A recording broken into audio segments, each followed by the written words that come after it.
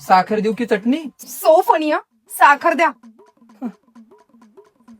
अगं किती पळापळ, जरा सावकाश. अहो आज गार्गीच्या शाळेचा पहिला दिवस. अगं पडशील. एवढी काय खुशी येईल?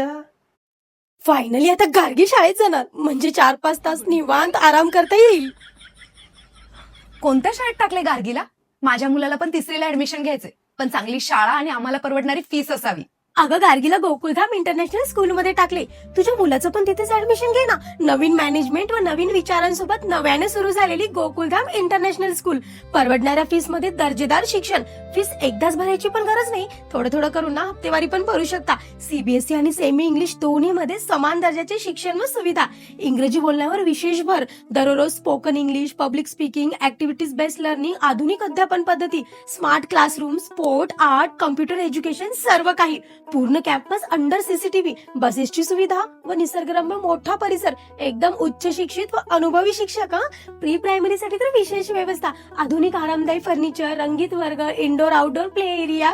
ऍडमिशन सुरू आहे नर्सरी पासून 10वी पर्यंत. त्यामुळे एकदा ऍडमिशन घेतलं की समोरचं टेन्शनच नाही बघ.